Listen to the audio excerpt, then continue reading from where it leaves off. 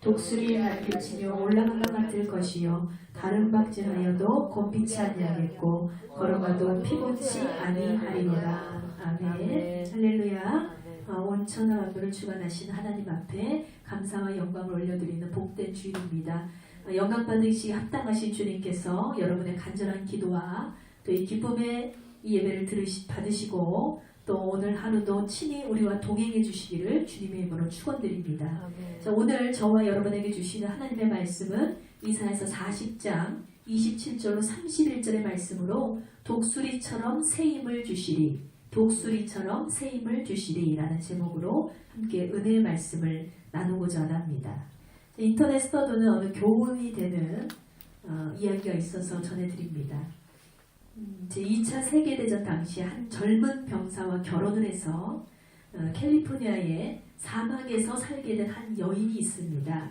남편을 따라서 무작정 사막으로 가게 되었지만 이 사막의 황량함과 혼자 지내야 하는 지루함 때문에 그녀는 견딜 수가 없어서 마침내 친정 어머니에게 편지를 띄웠습니다. 어머니, 저는 그냥 집으로 돌아가야겠어요. 이 메마른 사막이 그저 싫을 뿐이에요.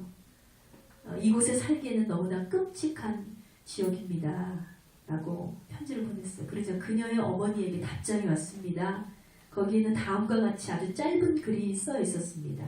두 사람이 감옥의 철창을 내다보고 있었다. 한 사람은 철창 밖에 진흙을 보았고 한 사람은 별을 보았단다. 이 어머니가 보낸 글의 의미를 간파한 세덱은 이 사막에서 별을 찾기로 작정을 했습니다. 그때부터 그녀는 이 슬프고 부정적인 마음을 버리고 사막에 꽂힌 선인장을 연구하기 시작했고 또한 그 근처 인디언들의 말과 풍습과 이 전통을 연구하기 시작했습니다. 그 결과 이 남편의 복무 기간이 끝날 때쯤에 어느새 그녀는 사막의 전문가가 되어서 여러 권의 책을 낼 정도로 아주 유명한 사람이 되었다는 거예요. 그런 그녀를 향해서 또 그녀에 대한 관심은 세계적으로 쏟아집니다. 그래서 전 세계인들이 그 사막을 찾아올 정도로 그녀는 아주 유명한 사람이 되었다고 합니다. 그녀는 얘기합니다. 나의 외로움을 그때 내 어머니에게 호소하지 않았더라면 또 내 어머니가 그래 그냥 힘들면 모든 것을 다 버리고 엄마한테 와 라고 얘기하고 그곳에서 나에게 별을 찾는 방법을 알려주지 않았더라면 지금의 저는 존재하지 않았을 것입니다. 저는 이제 이 사막 가운데 있지만 외롭지 않습니다. 제 곁엔 사랑하는 남편이 있고 또 이제 전 세계에서 저를 만나기 위해서 저를 찾아오는 제 친구들이 있기 때문에 이곳은 더 이상 암흑과 같은 사막이 아니라 저에게는 천국입니다. 라는 말을 했다고 합니다. 그렇습니다, 여러분. 그녀의 어머니의 명언대로 같은 감옥 안에 있는 사람이라 할지라도 그 철창 밖에 무엇을 바라보냐에 따라서 사람들은 달라지게 되어 있다는 거예요. 철창을 바라보는 사람들, 그 중에 어떤 사람은 꿈을 꾸고 미래를 바라보고 열정을 품습니다. 그런데 또 한 사람은 절망을 품고 좌절을 품고 낙심 때문에 그곳에 주저앉게 되어 있다는 거예요. 지금 우리에게 필요한 것은 환경을 뛰어넘는 눈과 마음이 필요하다는 사실을 여러분 기억하시기 바랍니다. 외로움에 허덕이던 그녀가 어머니에게 자신의 심정을 솔직하게 이야기했듯이 지금 이 시간 여러분도 우리를 사랑하시며 언제나 두 팔 벌려서 우리를 환영하시는 예수님 앞에 우리의 모든 고민을 털어놓을 수 있는 소중한 시간 되기를 원합니다. 지난 일주일간도 여러분들도 어두움과 어려움이 여러분의 삶을 엄습했을지 몰라요. 그래도 오늘 이 시간 그것을 뛰어넘어서 별을 바라볼 수 있는 믿음이 여러분 속에 가득하게 부어지는 축복의 시간 되기를 주님의 이름으로 축원드립니다. 자, 오늘 본문의 말씀의 핵심은요. 여호와 하나님을 의지하고 앙망하는 자는 은혜와 복을 주신다는 말씀입니다. 그러나 하나님 없이 인간의 육신대로 살게 되면 피곤과 공핍으로 인해서 아무리 팔팔한 소년이라 할지라도 장정이라 할지라도 삶의 모든 것에서 넘어질 수밖에 없다는 것을 깨닫게 하는 말씀입니다. 그러므로 오늘 주시는 말씀을 기억하며 여호와 하나님을 앙망하는 삶을 살 때 힘과 능력을 주셔서 우리에게 하나님께서 피곤치 않게 하시고 곤비치 않게 하시고 승리와 기쁨을 누리는 저와 여러분 되시기를 소망합니다. 자, 하나님께서 깨닫게 하시는 첫 번째 메시지는 하나님께 시선을 고정하라입니다. 다 같이 선포합니다. 하나님께 시선을 고정하라. 아멘. 자, 오늘 본문의 31절의 말씀을 봅니다. 자, 40장 31절의 말씀이에요. 오직 여호와를 앙망하는 자는 새 힘을 얻으리니 독수리의 날개치며 올라감과 같을 것이요 다른 박질하여도 곤피치 아니하겠고 걸어가도 피곤치 아니하리로다 했습니다. 아멘. 자, 여러분, 앙망하다는 말은, 이 앙망하다는 뜻은 사전적 의미로 간절한 마음으로 우러러보다 사모하고 인내하며 도움을 기다리다 라는 뜻을 지니고 있습니다. 한마디로 여호와를 앙망하는 자란 오직 여호와 하나님께 시선을 고정시키고 온 마음으로 하나님을 사모하는 자를 말하는 거예요. 이 주를 앙망하는 자의 삶의 태도 첫째는 바로 기다림입니다. 기다림. 이사야서 30장 18절 말씀에 여호와께서 기다리시나니 이는 너희에게 은혜를 베풀려 하시며 일어나시라니 이는 저희를 긍휼히 여기려 하심이라. 대저 여호와는 공의의 하나님이시라. 무릇 그를 기다리는 자는 복이 있도다 했습니다. 아멘. 이처럼 여호와 하나님을 기다리는 자는 복 있는 자임을 믿으시기 바랍니다. 진실로 경건한 성도는요, 주의 긍휼을 입을 때까지 기다릴 수 있는 자가 되어야 돼요. 다 같이 선포합니다. 인내하고 또 인내하자. 다시 한번 선포합니다. 참고 견디면 응답은 내 것이다. 아멘. 할렐루야. 오직 여호와 하나님만 신뢰하고 믿으면 승리의 삶, 또 능력의 삶으로 우리는 날마다 강건한 은혜를 체험하게 될 줄 믿습니다. 여러분, 하나님을 기다리셔야 돼요. 하나님의 때를 기다리셔야 됩니다. 하나님의 응답을 기다리셔야 되고요. 하나님의 축복을 기다리셔야 되고요. 하나님의 뜻을 헤아리고 그 뜻을 따라 살아갈 때까지 여러분 기다리셔야 된다는 거예요. 그러나 현실적으로, 여러분 현실적으로 우리의 마음속 사정은 어떻습니까? 우리의 마음속은 어때요? 긍정적이지 못하죠. 오늘의 메시지는 굉장히 긍정적이에요. 하나님을 기다리고 참고 견디는 자에게 복을 주시고 또 그 복을 받길 원하는 한 사람이 있습니다. 그런데 우리의 마음속 사정은 그렇게 긍정적이지 못하다는 게 문제예요. 오늘 본문의 27절의 말씀을 보세요. 야곱아, 내가 어찌하여 말하며 이스라엘아, 내가 어찌하여 이르기를 내 사정은 여호와께 숨겨졌으며 원통한 것은 내 하나님께서 수리하심을 받지 못한다 하느냐 했습니다. 사람들은 얘기합니다. 하나님께서 내 기도를 듣지 않으신다고. 또 그리스도인들이 믿음에서 주저앉은 채로 이야기합니다. 내가 너무나 원통한 것은 내 사정을 하나님께 고하였으나 하나님께 솔직하게 내 사정을 아으나 하나님께서 절대로 응답하시지 않는다는 거예요. 내 속에 불안과 두려움이라는 공포가 언습하는 이유는 무엇입니까? 믿음에서 실족했기 때문입니다. 하나님께서 나를 버리신 것이 아니라, 하나님께서 우리의 기도를 듣지 않는 것이 아니라 내가 하나님으로부터 믿음에서 떨어져 나갔다는 거예요. 그러니까 우리 그리스도인들은 이 땅을 살아가면서 믿음이라는 아주 길고 얇은 평형대 위를 날마다 걸어갑니다. 자칫 발을 잘못 내딛고 딴 생각을 하고 중심을 지키지 못하면 이 얇은 평형대 위에서는 금방 휘청휘청거리고 떨어져 버리고 만다는 거예요. 그러니 언제나 신앙의 평형대 위에서 우리는 긴장을 놓쳐서는 안 된다는 것입니다. 여러분, 믿음의 긴장을 놓쳐서는 안 돼요. 근데 여러분 생각해 보세요. 믿음의 긴장을 놓지 않으신 적이 있습니까? 믿음을 지키기 위해서 여러분이 애쓰고 힘쓰고 노력하고 이를 악물고 그렇게 전투적으로 싸워본 적 있으세요? 없잖아요. 우리가 언제나 평행대 위에 서서 우리는 나태해진 채로 그렇게 믿음에서 내가 떨어져 나가는 거예요. 하나님을 원망하고 불평하는 우리를 향해서 28절에 뭐라고 반문되어지고 있습니까? 28절부터의 말씀을 보겠습니다. 너는 알지 못하였느냐? 듣지 못하였느냐?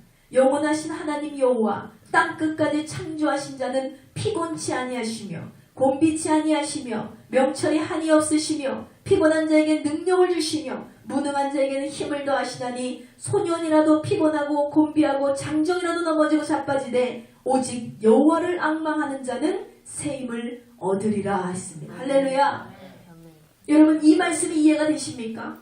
우리는 하나님이 내 기도를 듣지 않는다고 하나님이 내 사정을 보시지 않는다고 불평하고 있지만 하지만 사실은요 우리가 하나님을 알지 못하고 있다는 거예요.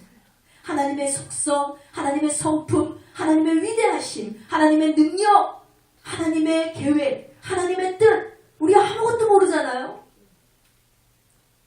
땅끝까지 창조하신 자 그분은요 피곤치 않고 곤비치 않고 한없는 명철과 지혜를 가지신 분이다. 그분의 능력은 우리를 세우고 일으키시는 절대적인 능력이라는 사실을 여러분 기억하시기 바랍니다. 하나님의 능력을 바라보셔야 돼요. 하나님의 성품을 헤아리셔야 됩니다. 여러분 하나님을 알지 못하는 자가 하나님에 대해서 함부로 얘기할 수가 없는 거예요.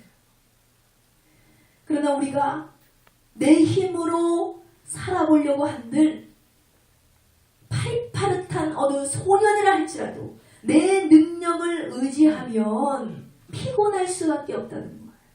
그가 장대한 골격의 장정이라 할지라도 그는 넘어지고 자빠지게 되어 있다는 것입니다.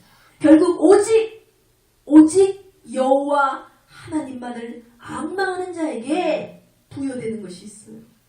여호와만을 앙망하는 자에게만 부여되는 것이 있으니 그것이 여호와 하나님의 새 힘의 공급임을 믿으시기 바랍니다.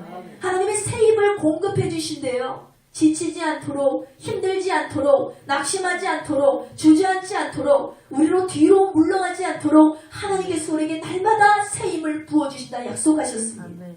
한마디로 우리에게 찾아오는 어려움은 하나님의 무능력에서 시작되는 것이 아닙니다. 우리의 무신앙에서부터 휘청이 난 사실을 여러분 기억하시기 바랍니다. 우리가 신앙이 없어서 그래요. 믿음이 없어서 그래요. 하나님의 속성을 알면 하나님의 성품을 제대로 알면 그런 능력의 하나님을 믿기만 하면 그 하나님을 앙망하고 나아가기만 하면 그런 자에게는 더 피곤치 않고 곤비치 않도록 능력과 새 힘을 부어주신다는 것입니다. 여러분 원숭이도 나무에서 떨어진다라는 우리나라 속담이 있잖아요. 이게 무슨 뜻이에요? 아무리 익숙하고 잘하는 사람이라 할지라도 간혹 실수하고 넘어질 수 있음을 비유하는 말입니다. 우리 그리스도인들도 마찬가지예요. 내가 이만하면 하나님을 잘 아는 것 같고 성경의 말씀도 잘 알고 있어요. 들은 풍월도 많습니다. 이제는 교회가 너무나 익숙하고 하나님이 어색하지 않을 정도로 우리는 이제 그리스도인이라고 어디 가서 얘기를 하고 내가 기독교인이라고 어디 가서 우쭐대고 나도 좀 안다고 얘기하고 다닙니다. 그런데 그때쯤 우리가 경계해야 될 대상이 있어요. 바로 나태함과 안일함입니다. 자신의 믿음이 안전하다. 나의 신앙이 이쯤이면 됐다. 나도 이만하면 능력 있지. 나도 이만하면 믿음이 있지. 나도 지식이 충만하지. 하나님을 내가 잘 알잖아. 선줄로 생각할 때 넘어질까 조심하라는 거예요. 그러므로 우리는 언제나 여호와 하나님을 기다리는 자가 되어서 예수 그리스도의 긍휼을 얻게 되기를 간절히 기다리는 마음을 소유해야 될 줄 믿습니다. 또한 주를 앙망하는 자의 삶의 태도 두 번째는요. 소망입니다. 소망. 성도의 삶이란 마치 거대한 독수리가 하늘을 날듯이 날개치면 쫙 하고 올라가는 것 같은 삶을 살아야 된다는 거예요. 그래서 우리 성도의 삶에는 날개에 뭐가 있어야 되냐? 소망이 있어야 돼요. 우리의 날개에는 소망이 가득 담겨서 가득 소망을 품은 날개를 쫙 펴고 저 천국 영원한 소망을 향해서 우리가 날아오는 믿음이 필요하다는 것입니다. 이런 온전한 믿음의 생활로 이 땅을 이기며 또 승리의 날갯짓을 해야지만 하나님의 도우심을 바라볼 수가 있다는 것입니다.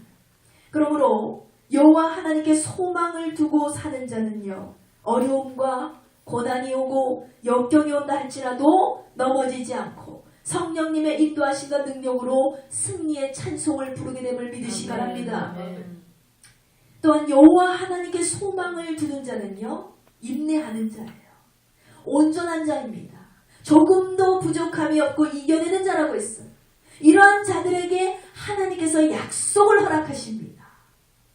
자, 말씀을 통해 살펴봅니다. 야고보서 1장 12절 말씀에 보면 시험을 참는 자는 복이 있도다. 이것이 옳다 인정함을 받은 후에 주께서 자기를 사랑하는 자에게 약속하신 생명의 면류관을 얻을 것임이라 했습니다. 할렐루야. 하나님께서 자기를 사랑하는 자들에게 약속하신 생명의 면류관을 허락해 주신다고 했어요. 사랑하는 성도 여러분, 오직 여호와 한 분만을 소망하며 인내하는 믿음 생활로 우리의 생활이 활력이 넘쳐나게 되기를 주의 이름으로 축원드립니다. 또한 주를 앙망하는 자의 삶의 태조 세 번째는요, 사모함이에요. 사모함. 여러분, 사모한다는 뜻이 무엇입니까? 사모한다는 것은 사랑함으로 그리워하며 사랑함으로 우러러 받드는 심리적인 충동을 일으키는 거예요. 이 여호와 하나님을 사모하는 자는 절대로 세상 것들을 사모하지 않습니다. 오직 위의 것, 곧 우리의 신랑 되시는 예수 그리스도와 천국만을 사모하는 자. 할렐루야. 골로새서 3장 1절로 4절 말씀에 그러므로 너희가 그리스도와 함께 다시 살리심을 받았으면 위의 것을 찾으라. 거기는 그리스도께서 하나님 우편에 앉아 계시느니라. 위의 것을 생각하고 땅의 것을 생각하지 말라 했습니다. 이는 너희가 죽었고 너희 생명이 그리스도와 함께 하나님 안에서 감추었음이라. 우리 영신 그리스도께서 나타나실 그때에 너희도 그와 함께 영광 중에 나타나리로다 했습니다. 할렐루야. 여러분, 우리는 이미 죽은 자들이에요. 나는 죽고 우리의 생명이 누구와 함께? 예수 그리스도와 함께 다시 살아났다는 거예요. 우리는요, 세상 것들로부터 이미 죽은 자들이에요. 하나님의 나라의 꽃, 하나님 나라로부터 우리는 다시 생명을 얻은 자들입니다. 믿으십니까? 네. 하나님 나라의 것으로부터 영원히 사는 자들임을 여러분 기억하시기 바랍니다. 네. 그러므로 우리가 땅의 것을 기억하지 말라. 땅의 것을 생각하지 말라. 땅의 것에 집중하지 말라. 땅의 것을 사모하지 말라. 하나님의 명령입니다. 그런데 땅의 것만 생각하니까 우울해져요. 믿음이 실족됩니다. 우리의 삶이 어두워져요. 여러분, 얼마나 위의 것을 사모하십니까? 얼마나 하나님 나라를 앙망하고 나아가십니까? 이제는 우리의 마음속에, 우리의 생활 속에 땅의 것을 내려놓고 하늘의 것을 사모하는 믿음이 생겨나기를 주의 이름으로 축원드립니다. 여러분, 우리가 기억해야 될 것은 우리는 하늘로부터 산 자들이라는 거예요.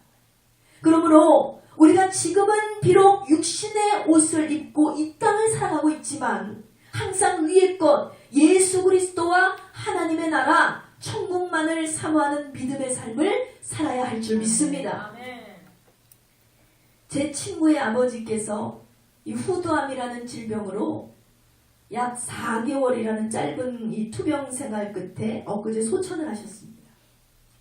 이 부모를 잃고 남편을 잃고 가족을 잃은 그 슬픔은 다 헤아릴 수가 없는 거예요. 그래서 어제 이 제 친구의 슬픔을 위로하고자 장례식장을 찾았는데 제 친구는 믿지 않는 가정이에요. 그런데 맨날 물어보면 그래요. 넌 종교가 뭐니? 그러면 나 기독교야. 네가 왜 기독교야? 넌 교회도 한다 했는데 몰라. 옛날부터 우리는 기독교래. 근데 교회 다니는 사람이 한 사람도 없어. 근데 기독교래요. 그래서 그 친구네 집은 제사가 없어요. 어디서부터 끊겼는지 어쨌든 기독교예요. 근데 제가 장례식장에 어저께 딱 들었으니까 성도 누구 해서 십자가, 빨간 십자가가 딱 그려져 있어요. 예배 형식으로 장례가 치러지고 있더라고요. 그리고 제 친구는 잃어버린 양입니다. 초등학교 시절에 그 친구네 집 앞에 서문교회라고 해서 큰 교회가 있어요. 그 친구가 어렸을 때부터 그 교회를 언니 오빠 손을 잡고 다녔대요. 지금은 다니지 않아요. 그런데 언니가 그 어릴 때부터 다니던 그 교회를 아주 간간히 다녔던 모양이에요. 언니도 신앙이 그렇게 깊진 않습니다. 1년에 뭐 몇 번 나갈까 말까 해요. 연중 행사처럼. 그런데 이제 아버지가 중태에 빠지자 언니가 교회 기도 요청을 한 모양이에요. 그때부터 그 교회 목사님들이 수시로 병원에 찾아오셔서 이제 기도해 주시고 아버지를 위해서 영접 기도도 해주시고 이렇게 했다 하더라고요. 처음에는 아버지가 신앙이라는 것을 가져본 적이 없어서 비록 몸은 불편하시지만 정신은 또렷하시니까 계속 거부한 거예요. 그런데 이 언니도 대단한 게 계속해서 설득하는 거 아버지를. 아버지, 이 목사님이 그러시는데 목사님이 기도해주면 그냥 아멘 하면 된대요. 이렇게 마지막이라도 예수님을 구주로 영접을 하면 아버지 천국 가실 수 있대요. 라고 언니가 설득을 한 거예요. 이 언니가 4개월 동안이나 아버지 귀에다 대고 계속 얘기를 했어요. 이 믿음이나 대단해가면 또 그런 대로 이해가 되는데 이 언니도 1년에 몇 번 갈까 말까 믿음이 없어요. 이 수련회만 그냥 애기 데리고 따라다니는 거예요. 문화센터 놀러가듯이 놀러가는. 근데 그런 사람을 통해서 하나님 역사하시는 거예요. 근데 제 친구가 보기에도 어저께 친구가 말하 우리 언니가 참 대단하더라. 자기도 교회 잘 안 다니면서 아니 착하지 아버지 아빠 그냥 아멘만 해. 예수님 믿겠다 하면 아멘 하면 된대잖아. 천국 간대잖아. 아빠 아멘 해. 계속해서 아버지 설득시켜. 그게 참 이상하죠. 이 영의 세계는 무섭습니다. 이 죽을 날이 다가오면 그냥 뭐라도 할 것 같은데 그래도 정신이 또렷하시니까 이게 뭔가 모르게 자꾸 그 안에 사탄이 거부감을 일으킵니다. 안 해요 아멘을. 그런데 결국은 아버지께서 소천하기 며칠 전에 드디어 고개를 끄덕끄덕 하시더래요. 아빠 천국 가고 싶지. 아빠가 아멘하고 아빠 목소리가 안 나오니까 후두아멘이었어. 마음속으로 하나님 믿겠다. 예수님 영접하겠다 하고 아빠가 끄떡끄떡하고 마음속으로 아멘하면 천사들이 데려간대. 하나님의 아빠를 천국으로 인도한대. 그러니까는 결국 이 큰딸의 설득으로 아버지는 천국에 가셨어요. 그리고 이제 이 장례 예배를 치르고 오늘 발인 예배를 앞두고 있습니다. 어저께 생각지도 못한 구원의 소식을 듣게 됐어요. 제 친구지만 이 친구가 성격이 좀 남달라요. 그러니 제 친구가 예수님을 믿을 거란 생각을 별로 해본 적이 없어요. 그러니까 어떻게 보면 쟤 좀 믿어도 걱정이야 라고 생각이 들 정도로 굉장히 좀 개팍하고 남도 막 험담하고 막 이기적이고 막 그래요. 그러니까 제게는 믿음이 없는 거예요. 제가 목사지만 제 친구를 향한. 근데 이상하게 하나님께서 이 친구를 향해서 3년간 기도를 시키셨어요. 기도를 놓지 않게 하시는 거예요. 그 친구의 구원을 위하여. 근데 결국은 현재 믿지 않는 가정에서 아버지가 턱걸이 구원을 받고 놀랍고 감사한 일을 저는 어제 보고 왔습니다. 하나님께서 이 친구를 위해서 기도하게 하신 이유가 있구나. 그 믿음 없는 언니를 통해서 하나님 역사하신 거예요. 아멘. 여러분 하나님께서는요 정말 하나님의 택하시고 인치신 자녀들을 이렇게 때와 장소를 가리지 않고 구원하시는 좋으신 분임을 믿으시기 바랍니다. 아멘. 이것이 우리가 하나님을 사모해야 되는 절대적인 이유가 되는 거예요. 그러니 제가 가본 장례식장 중에서 어느 곳보다 평온하더라고요. 아니 딱 들어섰는데 막 울고불고 난리를 칠 줄 알았더니 온 식구가 환하게 웃고 있어요. 친구가 하는 말이 갑작스러운 아버지의 병세로 인해서 온 집안이 쑥대밭이 됐다는 거예요. 멀쩡하던 아버지가 하루아침에 좀 목이 아프다 검사받았는데 후두 말기. 이 지옥 같은 두려움이 있었는데 이상하게 이 가족들이 하나도 믿음이 없는데도 이상하게 이 언니가 목사님들을 모시고 오고서 시작해서 목사님들이 계속해서 4개월 동안 끊임없이 다녀가시고 기도해 주시고 천국으로 아버지를 인도한다고 막 하시는데 그 아버지가 천국 간다고 생각하니까 그동안은 천국이 뭔지 뭐 관심도 없었는데 너무나 마음이 편안하대요. 그리고서는 정말 질병으로 그렇게 아파하던 아버지가 마지막 가시는 길이 정말 다른 사람들 막 죽어가는 거 보면 얼굴이 막 썩어가지고 막 장난이 아닌데 나한테 하는 말이 우리 아버지는 아기 같더라. 얼굴이 환해가지고 뽀해가지고 얼마나 평안하게 가는지 몰라. 깨끗하게 가셨다는 거예요. 저는 분명히 제 친구의 아버지를 주님께서 낙원으로 그 천국으로 인도하셨을 줄 믿습니다. 아멘. 여러분 우리 하나님의 사랑은 바로 이런 거예요. 그럼에도 불구하고 우리는 뭐예요? 이미 구원을 받아서 주의 복된 자녀가 된 우리 이 귀한 믿음을 지키는 것이 중요합니다. 이 믿음을 지키고 하나님을 더욱 사랑하기 위해서 진리가 되는 하나님의 말씀만을 사모해야 될 줄 믿습니다. 아멘. 바로 하나님의 진리의 말씀을 사모하며 순종의 삶을 살아갈 때 우리에게는 기쁨과 평강이 믿음 안에서 성령의 놀라운 능력으로 충만하게 되기를 주의 이름으로 축원드립니다. 아멘. 자, 하나님께서 깨닫게 하시는 두 번째 메시지는 영원한 충전소를 사용하라입니다. 다 같이 선포합니다. 영원한 충전소를 사용하라. 자, 오늘 본문의 말씀 31절의 말씀을 다시 한번 보겠습니다. 31절의 말씀. 오직 여호와를 앙망하는 자는 새 힘을 얻으리니 독수리 날개 치며 올라감과 같을 것이요 다른 박질하여도 곰빛이 아니겠고 걸어가도 피곤치 아니하리로다 했습니다. 아멘. 아멘. 자, 여호와 하나님을 앙망할 때 주시는 은혜가 바로 새 힘을 얻는다고 했어요. 오늘 본문 31절 말씀 중에 곰비라는 말이 있잖아요. 곰비. 이게 무슨 뜻이냐? 영육간에 피곤하고 괴롭고 지치고 이런 것들을 의미하는 거예요. 근데 여호와 하나님을 앙망하는 자, 곧 여호와 하나님만을 기다리고 소망하고 사모하는 자에게는 이 영육간에 피곤하고 괴롭고 지치고 이 모든 것들이 하나님께로부터 새 힘을 공급받게 될 것이라는 것입니다. 이것이 무엇입니까? 곧 성령의 능력을 의미합니다. 다 같이 선포합니다. 성령의 충전소를 찾으면 성령의 능력을 받는다. 아멘. 여러분, 교회가 성령의 충전소예요. 교회 나오시면 뭐해요? 우리가 하나님 말씀밖에 더 나눠요?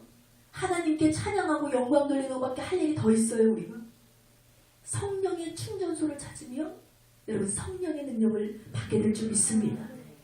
핸드폰에 배터리가 나가면 어떻게 해요? 우리가 충전을 시켜서 핸드폰을 살려놓잖아요. 차에 기름이 떨어지면 주유소에 가야 됩니다. 주유소에 가서 기름을 넣으면 다시 차를 가동시킬 수가 있어요. 다시 말했어. 영육간에 피폐해진 사람은 반드시 성령님을 모셔드려야 새 힘을 얻게 된다는 사실을 믿으시기 바랍니다. 스가랴 4장 6절 말씀에 보면 스가랴 4장 6절 만군의 여호와께서 말씀하시되 이는 힘으로도 되지 아니하며 능으로도 되지 아니하고 오직 나의 신으로 되느니라 했습니다. 할렐루야. 오직 나의 신으로 바로 성령의 능력을 힘입어서 여호와를 앙망하는 자는 매 순간마다 하나님께서 새 힘을 주신다는 거예요.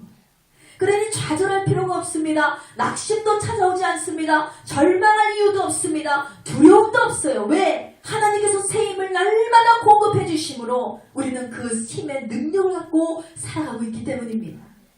이 전능하신 하나님 여호와께서 동행하심으로 우리의 의로운 오른손으로 우리를 붙잡아 주시고, 그러니 우리가 우리의 힘으로 사는 것이지 아니죠. 하나님의 힘으로 이 땅을 이기고 정복하고 누리고 다스리며 그렇게 살아가게 될 줄 믿습니다. 이사야서 41장 9절로 10절 말씀.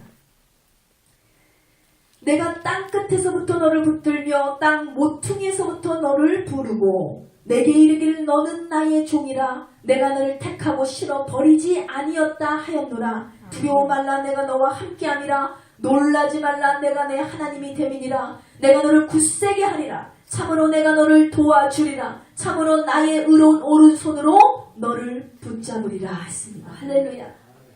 그러므로 우리는 언제나 여호와 하나님만을 앙망하며 바라보고 믿고 따르는 성도가 되어야 될 줄 믿습니다.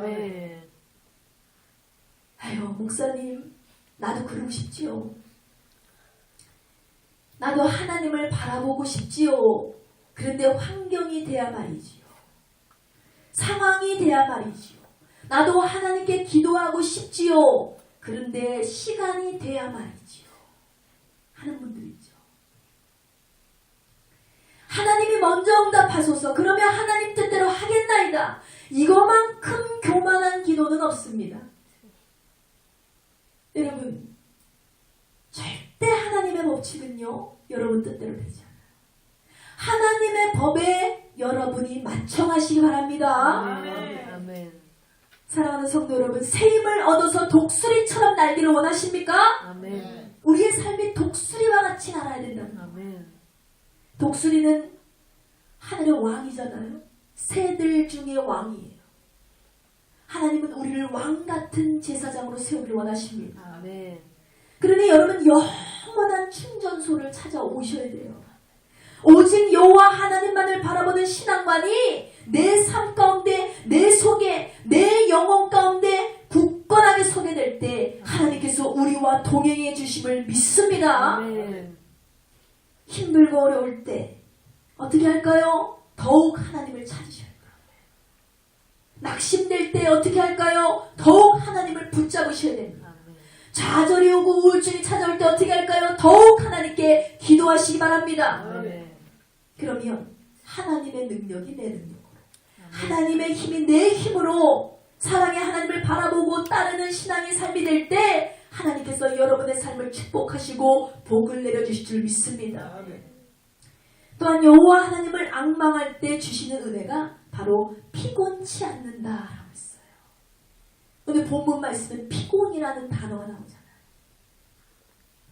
피곤이라는 것은 몸이나 마음이 지쳐서 고달픈 것을 의미하는 거예요. 특히나 심신의 피곤은요, 성도로 하여금 무서운 게으름을 자아냅니다. 이 게으름이라는 것이 여러분 병이 아니라고 생각해요. 사람들이 병이에요. 무서운 병입니다. 잠언서 6장 9절로 11절 말씀에 게으름에 대한 무서운 병에 대해서 얘기합니다. 6장 9절로 11절 말씀에 게으른 자여 내가 어느 때까지 눕겠느냐? 내가 어느 때까지 잠에서 깨어 일어나겠느냐? 좀 더 자자, 좀 더 졸자, 손을 모으고 좀 더 눕자 하면 내 빈궁이 강도같이 오며 내 고핍이 군사같이 이르느니라 했습니다. 여러분, 육신적인 피곤도 사탄이 가져다 주는 것이라고 생각해 본 적 있으세요? 이건 단순히 내가 좀 무리해서 그런가 봐. 내가 좀 잠이 부족한가? 영양이 부족한가? 막 자기를 옹호하는 사람들이 있어요. 단순하게 생각하는 거죠. 그런데 이것도 여러분 분명히 기억하세요. 사탄의 공격입니다. 경계하셔야 돼요. 보세요. 육신의 피곤은 반드시 그 사람과 그 가정의 형편을 가난하게 만들어버린다고 했어요. 몸이 피곤한 사람이 뭘 할 수 있어요? 아무것도 못해요. 몸이 피곤하면요, 만사가 귀찮은 거예요. 아무것도 못해요. 그러니 잠언서 말씀에 뭐라고 했어요? 빈궁은 가난을 얘기하는 건 빈궁이 강도같이 한순간에 온다. 사탄이 가져다 주는 거예요. 곰피. 아무것도 할 수 없을 만큼 힘을 쫙 빼버리는 거. 몹시 몸이 지치고 고단한 것이 곰핍이에요. 이것이 어떻게 온다 그랬어요? 말씀에 의하면 이같이 빈궁이 강도같이 오고 곰핍이 많은 군대같이 몰려올 것이다 라고 했습니다. 이 뭐예요? 사탄의 속임수예요. 이는 계속적으로 나도 모르게 찾아오는 피곤을 얘기하고 있습니다. 육신적인 피곤도 삶의 모든 것을 다 지치게 만들어버려요. 영적인 피곤은요, 죄로 말미암는데 이 피곤은 믿음 생활에 무서운 침체를 가져다 줍니다. 믿음 생활에 있어서 영적인 피로가 다가오잖아요. 완전히 이 믿음이 빠져버려요. 늪으로. 마치 이 베데스다 연못에서 38년 된 이 병자처럼 아무것도 손쓸 수 없도록 그냥 그 병든 상태에 그냥 그대로 있는 거예요. 여러분, 영적인 피로, 육적인 피로, 이것이 얼마나 무서운 사탄의 속임수인지 여러분 경계하셔야 됩니다. 이것이 어디서부터 올까요? 바로 기도 없는 신앙생활, 감사와 찬송이 없는 신앙생활, 그리고 예수님을 향한 봉사가 없는 신앙생활, 이런 신앙생활하면 영적인 피곤은 속히 다가오게 되어 있습니다. 그러므로 게으른 신앙 자세는 영적인 피곤을 가져오게 하고 하나님의 축복으로부터 우리를 멀어지게 하는 거예요. 하나님의 축복이 멀어지면 하나님은 가난한 자를 부욕해 하시는 분인데 우리는 가난해질 수밖에 없어요. 우리의 영적인 가난함과 영적인 곰핍을 가져다 주는 것은 오직 멸망밖에 없다는 사실을 여러분 기억하시기 바랍니다. 이러한 요인으로 인해서 신앙의 침체의 늪에 빠져가고 있는 거예요. 여러분, 게으름 반드시 경계해야 될 아주 위중하고도 아주 막중한 병임을 여러분 기억하시기 바랍니다. 오늘 본문 30절 말씀에 이것을 대응해 주는 말씀이 있어요. 이렇게 하나님을 멀리하면 멀리할수록 우리를 영적으로나 육적으로나 게으름에 빠지게 하고 빈궁에 빠지게 하고 가난하게 하고 우리를 침체되게 하는데 여호와를 앙망하는 자는 어떻다 그랬어요? 30절 말씀입니다. 소년이라도 피곤하며 곤비하고 장정이라고 넘어지고 자빠지되 이게 바로 영적 침체에 빠진 자들, 육적으로도 실족된 자들이에요. 팔팔한 소년이면 뭐래요? 우리가 10대는 달라 이렇게 얘기하잖아요. 10대와 20대가 다르고 20대와 30대가 다르고 40대와 80대는 완전히 달라요. 육체의 강건함이 다르잖아요. 그런데 그럼 뭐예요? 소년이라 할지라도 10대 소년이라 할지라도 그는 넘어지게 돼 있어요. 하나님을 앙망하지 않는 자, 하나님을 사모하지 않는 자, 하나님 뜻대로 살지 않는 자, 하나님께 소망을 두지 않은 자는 팔팔한 소년도 자빠지게 되어 있다는 거예요. 장정이라 할지라도 그 게으름의 귀신이 다가오면 당해낼 재간이 없다는 것입니다. 여러분, 영육의 피곤은요, 모든 일의 의욕을 상실하게 만들어버립니다. 그리고 무섭게 한 사람을 파멸시켜버려요. 여러분, 우리가 이러한 영적인 침체기에 빠지지 않기 위해서 오직 여호와 하나님을 앙망하는 믿음 생활이 회복돼야 할 줄 믿습니다. 여러분, 믿음을 회복하셔야 돼요. 다른 길이 없어요. 믿음을 회복하셔야 내가 살고 가정이 삽니다. 바로 여호와 하나님을 앙망하는 신앙만이 우리의 곤비함을 이기는 비결임을 믿으시기 바랍니다. 여러분의 피곤 이길 수 있어요. 하나님을 앙망하셔야 돼요. 하나님의 은혜 안에서 세림을 얻으면 영육과 원치 않은 삶을 살아가게 될 줄 믿습니다. 자, 본문 29절 말씀 보세요. 하나님이요, 어떤 분이십니까? 29절 말씀, 피곤한 자에게는 능력을 주시며 무능한 자에게는 힘을 더하시는 분이다. 할렐루야. 그러므로 우리는 믿음의 주여 온전케 하시는 예수님만을 바라봐야 될 줄 믿습니다. 오늘 말씀의 결론을 맺겠습니다. 사랑하는 성도 여러분, 날마다 여호와 하나님을 앙망하고 계시는지, 여러분의 믿음의 상태가 어떠십니까? 영육간의 강건함을 입고 계시는지 아니면 이미 영육간에 여러분 가운데 게으름이 파고들었어요. 나태병에 걸려서 지금 한참 헤매고 계시지 않는지 여러분의 상태를 점검하세요. 잘 점검하셔야 돼요. 믿음 생활이 힘들고 기도 생활이 힘들고 버겁고 어렵고 사탄이 심어둔 거예요. 이 게으름의 늪에 빠져나가지 않으려면 여러분 믿음을 승리하셔야 돼요. 기도로 이겨내셔야 됩니다. 말씀으로 무장하셔야 될 줄 믿습니다. 우리는 하나님의 사랑과 긍휼 그리고 예수 그리스도의 대속의 십자가의 은혜로 하나님의 자녀가 되었다는 사실을 여러분 분명히 기억하세요. 그러므로 날마다 천국을 소망하며 여호와 하나님을 앙망하는 믿음 생활은 우리의 삶 가운데 마땅히 드려져야 될 예배의 자리라는 거예요. 왜 이러한 게으름이 찾아왔다고 했어요? 예수님을 향한 봉사를 잃어버렸어요. 기도 생활이 부족해요. 말씀을 사모하는 것이 부족합니다. 반드시 빠지게 돼 있어요. 우리는 하나님의 사랑과 긍휼, 예수님의 십자가로 살아난 사람이다. 내가 늘 무장하고 나가셔야 됩니다. 그래서 우리의 생애가 이 땅에서만 마감하는 것이 아니라 우리는 반드시 어디 가야 돼요? 천국을 가야 되잖아요. 천국에서 영원히 사는 존재임을 믿고 하나님을 더 잘 섬기고 신앙생활을 잘 해나갈 때에 하나님께서 주시는 은혜와 능력으로 여러분의 영혼, 육의 강건한 삶이 회복되기를 주의 이름으로 축원드립니다.